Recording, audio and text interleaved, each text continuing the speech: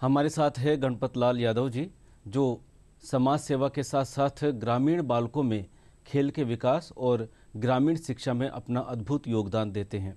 तो आपका स्वागत है आज के हमारे इस बीच बहस कार्यक्रम में। यादव साहब, सबसे पहले तो हम आपसे ये जानना चाहेंगे कि आपने ग्रामीण क्षेत्र को ही अपना कार्य क्षेत्र क्यों चुना, जबकि शहरों में बहुत सारी बुनियादी सुविधाएं आपको मिल सकती है और गांव में बहुत सारी चुनौतियों का आपको सामना करना पड़ता है। जी, मेरा जन्म एक छोटे से गांव जयपुर के बाड़ में हुआ है। और जिस गांव में मेरा जन्म हुआ, मैं पहला व्यक्ति था जिन्होंने ग्रेजुएशन किया है। और जयपुर शहर के बिल्कुल नज़दीक हमारा गांव पड़ता है। तो मेरे दिमाग में आया कि जब जयपुर शहर राजस्थान की राजधानी है और वहाँ शिक्षा का स्तर इतना कमज़ोर है कि मैं पहला व्यक्ति बना जिन्होंने ग्रेजुएशन किया है, तो ये चुनौती ली और मैंने कहा भाई आसपास के इस ग्रामीण क्षेत्र को शिक्षा की ज़रूरत है और शिक्षा के हम अलग जगाएंगे। यही विचार करके मैंने इस क्षेत्र में काम करने का विचार किया। और मतलब आपने चुनौती के रूप में लिया, आपने इस चुनौती के रूप में लिया। उसमें वजह भी जब मैंने शिक्षा क्षेत्र में काम प्रारंभ किया तो 3 ग्राम पंचायतें आती थी, नीमेड़ा, बिंदायका और सिमार। तो वहाँ एक बार आंगनबाड़ी के कुछ सेंटर खोलने थे गवर्नमेंट की तरफ से। तो उसमें मिनिमम क्वालिफिकेशन लड़कियों की 8वीं पास थी। तो तीनों गाँव में एक भी ऐसी लड़की नहीं मिली जो 8वीं पास हो। तो ये दिमाग में और भी है चुनौती कि भाई यहाँ तो एजुकेशन बिल्कुल जीरो, जब राजधानी के इतने करीब है और 8वीं पास लड़कियाँ नहीं मिल रही है, तो फिर हम लोगों को कुछ करना चाहिए और यहाँ की जो है शिक्षा को बढ़ावा दें। और मैं आपको बताना चाहूँगा कि पहले बैच में सेकेंडरी स्कूल में मेरी 4 बच्चियाँ आई और उनमें से 4 बच्चियाँ चारों पास हुई। उनमें से एक लड़की पहले बैच की गवर्नमेंट सर्विस में आई, पंचायत सेक्रेटरी के रूप में वो काम कर रही है। मतलब आपने जब से काम शुरू किया तो पहले ही प्रयास से मतलब आपको सफलता मिली और मुझे थोड़ा सा और भी प्रोत्साहन मिला काम करने के लिए। और मेरे मन में आया कि जब शुरू किया तो अब उनको इसमें क्षेत्र में बहुत ज़्यादा अलग जगह। बिल्कुल बिल्कुल। और तो इस समय जो आप शिक्षा के क्षेत्र में काम करते हैं, इसके अलावा और किस किस क्षेत्र में आपको रुचि है काम करने में? शिक्षा के साथ साथ खेल कूद प्रतियोगिता जो है कार्यक्रम है, उसमें भी काफ़ी मेरा रुचि रही है। और समाज सेवा में मैंने बहुत ज़्यादा काम किया है और उनके रिजल्ट हमारे सामने आए। तो बहुत से काम हमने किए हैं और वो आज समाज के लिए बहुत उपयोगी है। जैसे एक खेल कूद प्रतियोगिता के रूप में हमारे शुरुआत में एक प्राइवेट स्कूल का एक संघ बनाया और उसमें आपस में प्रतियोगिता कराते थे। उसके बाद में गवर्नमेंट स्कूलों के साथ में हमारी जो प्रतियोगिता है उनके शामिल कराया। और शामिल कराने के बाद में ख़ास तौर से मेरा जो ध्यान रहा वो लड़कियों की तरफ रहा। तो कुछ उदाहरण ऐसे आते हैं जिसमें और भी चुनौती मिलती है। स्कूल में जैसे शुरू में 15 अगस्त 26 दिनों के हम कल्चरल फंक्शन करते थे। तो एक 4th क्लास की बालिका थी, तो वो उसको स्टेज पे डांस करने के लिए हमने उतारा और डांस कर रही थी। तो उसके दादाजी बहुत बुजुर्ग आदमी थे और बिल्कुल अनपढ़ थे। तो वो जाकर के डांस करती हुई बच्ची का हाथ पकड़ के स्टेज से नीचे उतार लाए। मैंने पूछा ऐसा क्यों कि साहब मेरी बच्ची डांस करे और लोग तालियां बजाए, तो ये मैं सहन नहीं कर सकता। वो सहन नहीं कर तो ये एक छोटी मानसिकता या लोगों की अशिक्षा का एक कारण था। जब ये भावना दिमाग में है तो बच्चियाँ आगे कैसे बढ़ेगी। बिल्कुल बिल्कुल। फिर मैंने उसको चुनौती के रूप में लिया और आपको बताना चाहूँगा कि मैंने कबड्डी लड़कियों का गेम चुना और जिसमें तो लड़कियां किट पहन करके ग्राउंड में उतरती है। और ऐसी लड़कियां मैंने तैयार की कि जयपुर ज़िले की जो स्कूली टूर्नामेंट है उसमें टीम मैंने उतारी और वो लड़कियां जो है वो हमारी टीम विनर रही कबड्डी की। तो उसको चैलेंज में लगा कि एक ऐसी मानसिकता जहाँ स्टेज पे बच्ची छोटी डांस करे उसको लोग स्वीकार नहीं करने को तैयार थे। और उन्हीं गांव की उन्हीं लड़कियों को मैंने यहाँ से उतारा और वो कबड्डी जैसे गेम में और डिस्ट्रिक्ट विनर टीम के रूप में ले गया है। और उनमें से एक लड़की है वो आज राजस्थान पुलिस में उस गेम की वजह से काम कर रही है। तो ये एक चुनौती थी और चुनौती को हमने बहुत ही अच्छे तरीके से लिया, पॉजिटिव रूप लिया और उसको गाँव में प्रोत्साहन किया। उनसे प्रेरणा लेकर के बहुत सी लड़कियाँ आज हम करें उस क्षेत्र की सैकड़ों लड़कियाँ हैं जो गवर्नमेंट की विभिन्न सेवाओं में गई है। अभी 3 साल पहले एक लड़की थी, उसका रक्षा वैज्ञानिक में सिलेक्शन हुआ है। एक पुराना लड़का था मेरे पास 2001 में 8वीं बोर्ड मेरिट में आया, वो IPS अभी सिलेक्ट हुआ 3 साल पहले। तो ये देख करके मेरे को खुशी होती है कि हमने जो काम किया है वो निश्चित रूप से उसका सकारात्मक परिणाम आ रहा है और बहुत ही ये पॉजिटिव बात है। बिल्कुल बिल्कुल। तो शिक्षा के साथ साथ खेल में भी रुचि ली और खेल में जब टूर्नामेंटों में बच्चियां जाती थी और उनमें से खेल के माध्यम से सिलेक्शन हुए। बहुत से लड़के हैं अभी फिजिकल टीचर के रूप में भी काम कर रहे हैं। तो जब खेल में हम आगे बढ़े तो मैंने सबसे पहले लिया ग्रामीण खेल में है कबड्डी और खो खो। तो लड़कियों को कबड्डी के लिया और लड़कों का खो खो के लिया। तो खो खो के 4 नेशनल खिलाड़ी हमने दिए हैं। और मेरे ही पास के मेरे छोटे भाई को एक दूसरी संस्था खुलाई, उसमें भी गेम्स में एक्टिविटी दी है। और आज मेरे को जाके खुशी होती है कि वो हमारे स्कूल में, दूसरी स्कूल है जिस छोटा भी चलाता है, उसका एक लड़का वॉलीबॉल में इंटरनेशनल प्लेयर रहा। और भारत के वॉलीबॉल का जो टीम है उसका उन्होंने प्रतिनिधित्व किया, और बड़े खुशी की बात होती है। बिल्कुल, निश्चित रूप से बहुत चुनौती भरा काम है आपके। लेकिन इस चुनौती से निपटने के लिए आपको सबसे पहले गांव की व्यवस्थाओं के अलावा गांव के लोगों की मानसिकता से भी निपटना पड़ता है। तो आप किस तरीके से लोगों के साथ कार्य योजना बनाते हैं कि उनसे कैसे, उनकी सोच को आप बदलें, कैसे उनसे मिलें और उन लोगों को ये बताएं कि आज समाज बदल गया है, हमको हमारी सोच बदलनी पड़ेगी? किस तरीके से आप उनको मोटिवेट करते हैं? जी, सबसे पहला काम तो जो गांव में ये नैरो मानसिकता थी, जो गांव के लोग हैं बाहर जाने से, बच्चियों को खासतौर से भेजने से डरते हैं। तो हम लोग 4-5 लोगों की टीम में जाते हैं, उनके घर में जाकर के उनकी बात करते हैं। और लड़कियों के जो उदाहरण है, जो वर्ल्ड लेवल पर लड़कियां गई अलग अलग फील्डों में, उनका उदाहरण दे करके उनको समझाते हैं और उनका डर निकालते हैं कि आपको चिंता करने की जरूरत नहीं, हम लोग बच्चियाँ अगर बाहर जा रही है तो हम लोग उनके साथ रहेंगे और आपको चिंता करने की नहीं चाहिए। और उनको पूरा विश्वास दिलाते हैं। तब उसके बाद में हम जाकर के तैयार होते हैं कि भाई ठीक है, आप अगर कर रहे हो तो अच्छा भी करें। लेकिन फिर भी कई बार बहुत मुश्किल कई बार दिक्कत आती है। अभी 2 साल पहले 2 लड़कियां स्टेट में कबड्डी में चयन हो गई और गार्जियनों ने उनको आगे जाने से के लिए मना कर दिया कि हमारी छोटी बच्ची हम तो नहीं भेजेंगे, और फिर नहीं भेजा। फिर भी हमने खूब प्रयास किया। तो ऐसे कई बार चुनौतियां भी आती है और परेशानी भी आती है, पर फिर भी हम लोग हिम्मत नहीं हारते हैं और आगे से आगे जो कमियां उनको दूर करते हुए आगे से आगे हम काम करने का प्रयास करते हैं। तो निश्चित रूप से अगर आप एक एम बना करके काम करते हो तो सफलता मिलती है। और आप अगर अच्छा सोच लेके चलते हो तो लोग भी आपके साथ साथ जुड़ते जाते हैं और आप आगे बढ़ते हैं। तो गणपत लाल जी, देखो आजकल है ना, जो इन दिनों सरकार की तरफ से बहुत सारी योजनाएं गांव के लिए चलाई हुई है ताकि गांव में प्रतिभाओं का विकास हो सके, चाहे खेल में हो, चाहे वो शिक्षा के जगत में हो, चाहे दूसरे फील्ड में हो।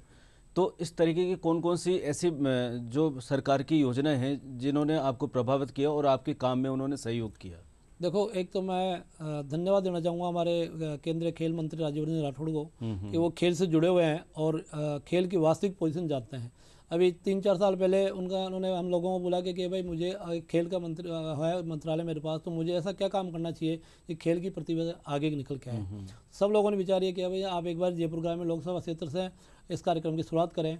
और पहला जो खेल है वो क्योंकि गाँव से जुड़ा हुआ है और गांव का एक पारंपरिक खेल है, तो कबड्डी का आप टूर्नामेंट आयोजित करें। तो उन्होंने हम सब लोग की बात को ध्यान में रख करके उन्होंने कहा भाई आप लोगों के प्लान बनाओ। और फिर हमने 8 विधानसभाओं के 32 ग्राउंड तैयार किए और एक एक ग्राउंड पे 16 टीमों को बुला करके कबड्डी प्रतियोगिताएं उनकी निर्देशन से प्रारंभ की। और कबड्डी प्रतियोगिता के लिए जो है आवेदन लिए टीमों के। तो मुझे खुशी तब हुई कि पहले ये था भाई कबड्डी का केवल लड़कों का जो है वो कार्यक्रम कराएं, ये प्रतियोगिता लड़कों को कराएं। कुछ बच्चियां आई और उन्होंने कहा साहब हमारे खेल मंत्री जी हैं बहुत ही प्रैक्टिकल है, तो हम क्या आधी आबादी के लड़के हैं तो हमने कौन सा गुनाह किया कि हमें टीम में शामिल नहीं किया। बिल्कुल सही। जब हमने उनको मंत्री जी की बात पहुंचाई तो उनको बड़ा आश्चर्य हुआ कि लड़कियां भी है। मैंने कहा बिल्कुल है। तो उन्होंने लड़कों के साथ साथ ये कहा भाई ठीक है आप लड़कियों को भी इसमें शामिल करें और लड़कियों को भी उन्होंने प्रोत्साहित किया और उनकी लड़कियों की प्रतियोगिता उन्होंने आयोजित कराई। तो देखने को मिला कि एक गांव है फुलेरा आगे, वहाँ की लड़कियां घर वालों से पैसे इकट्ठे कर करा के जीप लेकर के आई टीम में और प्रतियोगिता चालू कर रहे थे। उसके आधे घंटे पहले आए कि हमें जानकारी मिली है कि राजवर्धन जी प्रतियोगिताएं कर रहे हैं, तो हमें भी शामिल करो। तो मेरे को बड़ी खुशी हुई। भाई मैंने कहा आपके साथ कौन आएगा? हम तो सब कोई नहीं है, हम तो खुद ही आए हैं। मैंने खुद इतनी हिम्मत करके आ गए साहब, क्या करें कि हमारे को ये पता था कि कर्नल साहब जो है टूर्नामेंट करा रहे हैं और निश्चित रूप से वहाँ अच्छी प्रतियोगिता होगी। तो वो आई और वहाँ उसमें भाग लिया, तो निश्चित रूप से प्रोत्साहन मिला है। और आपको एक जानकारी और देना चाहूँगा कि जो पहले कबड्डी टूर्नामेंट कराए उसमें एक बाढ़ पितास ग्राउंड है, वहाँ जहाँ ग्राउंड पे तैयारी करा रहे थे तो एक बालिका आई मेरे पास कि अंकल मैं भी इसमें खेल सकती हूँ क्या? मैंने कहा भाई खेलो, कहाँ दिक्कत आ रही है? कोई दिक्कत नहीं है इसमें। बोले क्या है इसमें कंडीशन है? मैं कंडीशन कुछ नहीं है, आप जयपुर ग्रामीण लोकसभा के रहने वाले हो और लड़की हो तो खेल सकते हो। नहीं, वो तो चाहे लोकसभा क्षेत्र कोई सा भी हो, लेकिन जब प्रतिभा जब दिखाने की बात होती है नहीं उसमें कंडीशन थी। अच्छा, भाई वो जयपुर ग्रामीण की हो।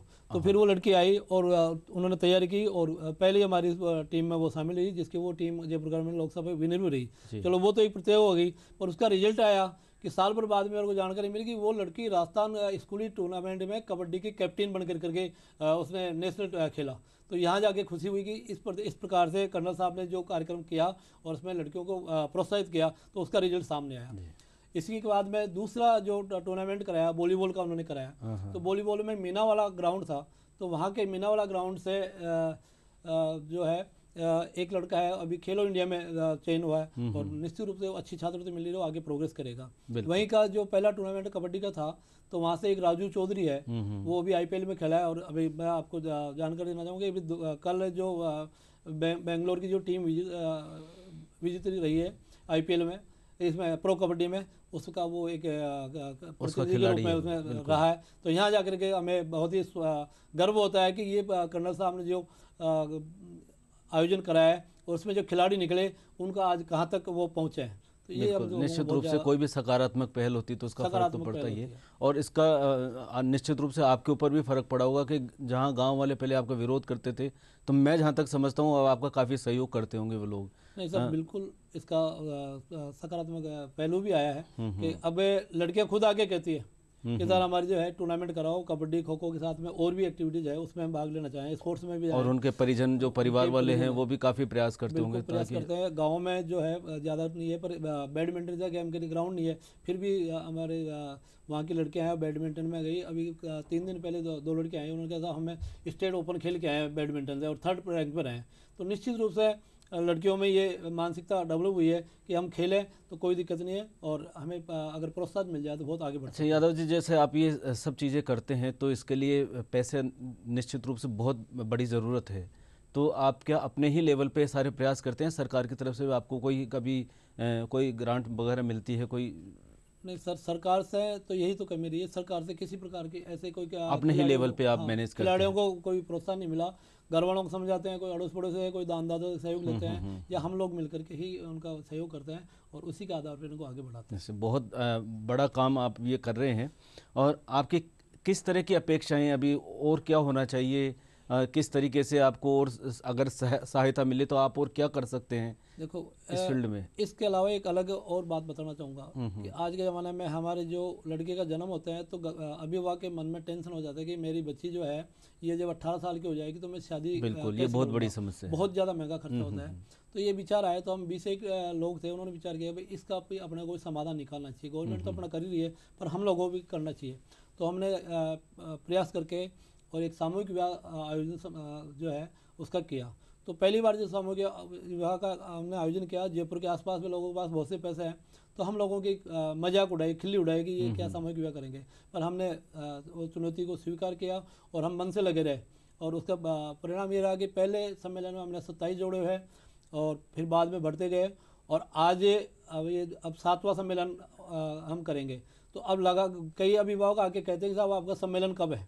तो पहले तो ये मजाक उड़ाते थे, आज ये धारणा डेवलप हो गई कि सम्मेलन में ही निश्चित रूप से शादी करनी चाहिए। इंतजार करते हैं उस दिन का। बहुत ज़्यादा जो महंगाई जो है और जो खर्चा होता है वो बचे। तो एक बच्चियों के लिए ये भी प्रोत्साहन है कि दिमाग में लोगों के जो बच्चियों के जन्म के प्रति रहती थी, उन सबसे बड़ा शादी का खर्चा होता था। अगर ये धारणा कम हुई तो निश्चित रूप से बच्चियों को जो जन्म पे या जो भ्रूण हत्या होती है उस पर रोक लगेगी। तो गवर्नमेंट से मैं अपेक्षा करता हूँ कि जैसे ये बाल विवाह का कानून है वैसे ही ऐसा कोई सख्ती का कानून कराएं और जहाँ शादी होती है और वहाँ जा करके वहाँ देखें, अधिकारी को भेजे। और अगर वो दहेज का कोई हुआ है तो निश्चित रूप से खिलाफ कार्रवाई करें। तो एक मैसेज जाएगा। स्टार्टिंग में चुनौती हो सकती है पर आगे जा करके बच्चों की भविष्य की बात निश्चित रूप से अच्छी होगी। चलिए, और अब जो आप ये काम कर रहे हैं तो आप ये चाहेंगे कि काम सतत रूप से चलता रहे, निरंतर चलता रहे, तो आप आने वाली पीढ़ियों को अपनी तरफ से क्या संदेश देना चाहेंगे कि आपके काम को किस तरीके से वो आगे बढ़ाते रहे? देखो, काम को गेम्स को आगे बढ़ाने के लिए कर्नल साहब जो है उसमें बहुत पहल की है और अभी जयपुर ग्राम लोकसभा में समझता हूँ कि करीबन 15-20 बड़े ग्राउंड इन्होंने तैयार कराए हैं। और ग्राउंड तो खेल को के तो हैं ही है, उसके साथ में एक ट्रैक बनाया है जिसमें ये मिलिट्री की या पुलिस की भर्ती के लिए जो तैयारी होती है फिजिकल, वो बहुत से लड़के उसका उपयोग कर रहे हैं। और निश्चित रूप से ऐसे बहुत से लड़के हैं जो सेना में और पुलिस में भर्ती हुए हैं, और वो जो ग्राउंड इन्होंने तैयार करे। अभी हाल ही में बहुत से मिनी स्टेडियम इन्होंने गाँव में तैयार करे। अभी हमारे जोमदेर में है, भमोरी में, आज 18 विधानसभा में, ऐसे ही जम्मारामगढ़ में है, और विराटनगर में, सभी विधानसभा में एक दो बड़े मिनी स्टेडियम टाइप है, करीबन 50-50 लाख रुपए खर्च करके इन्होंने डेवलप किया है और उनका काम शुरू कराया है।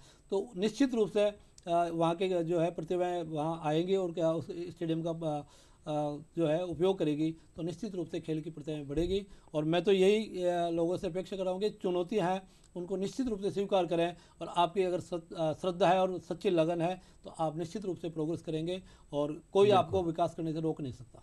बिल्कुल यादव साहब, वह पथ क्या पथिक चुनौती क्या है जिस पथ में बिखरे शूल न हो, नाविक की धैर्य कुशलता क्या यदि धाराएं प्रतिकूल न हो। और आपने बहुत सारी प्रतिकूलताओं में रहकर और समाज को एक नई दिशा देने का प्रयास किया है। और कहते हैं ना कि बिना कुछ किए ही जय जयकार नहीं होती और कोशिश करने वालों की कभी हार नहीं होती। तो यादव साहब, आप आज हमारे इस बीच बहस कार्यक्रम में आए और आपने बहुत अच्छी अच्छी जानकारी हमको दी और युवाओं को एक मोटिवेशन भी दिया कि किस तरीके से वो समाज को एक नई दिशा दे सकते हैं। आपका बहुत बहुत धन्यवाद।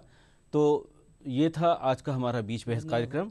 हम आगे भी ऐसी ही शख्सियतों के साथ आपसे मिलते रहेंगे इस कार्यक्रम में, और तब तक के लिए हमें इजाज़त दीजिए। नमस्कार। नमस्कार। ठीक है, हो गया।